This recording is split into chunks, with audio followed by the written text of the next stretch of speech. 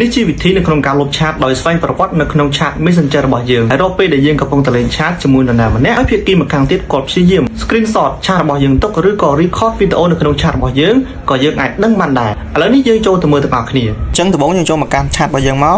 បន្ទាប់មកយើងរើសឈ្មោះ account Facebook មួយអញ្ចឹងយើងចូលមកកាន់ account Facebook មួយឥឡូវខ្ញុំឧទាហរណ៍ account Facebook នៅខាងលើនឹងមួយយើងចុចទៅលើ account នឹងមករួចហើយយើងចុចទៅលើឈ្មោះ account Facebook នឹងបន្ទាប់មកយើង scroll វាមកក្រោមបន្តិចមកយើងនឹងឃើញកន្លែងសញ្ញាដូចរូបនាឡិកាហ្នឹងគេដាក់ថា disappearing message អញ្ចឹងយើងចុចទៅលើពាក្យហ្នឹងមក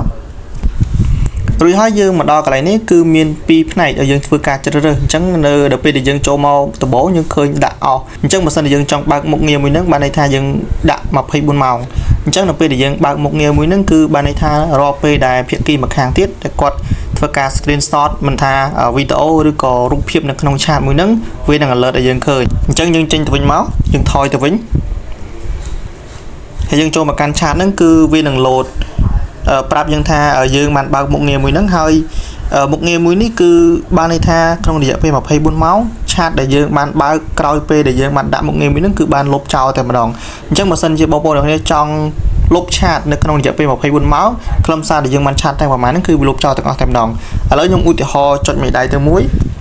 អញ្ចឹងខ្ញុំនឹងសាក screenshot នៅក្នុងឆាតមួយហ្នឹង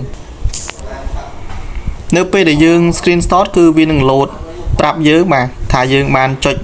screenshot នៅក្នុងឆាតមួយហ្នឹងហើយអញ្ចឹងនៅពេលដែលយើងបើកមុខងារមួយហ្នឹងរាល់ពេលដែលភាគីម្ខាងទៀតឬក៏យើងធ្វើការ screenshot គឺយើងអាចមើលឃើញដូចគ្នា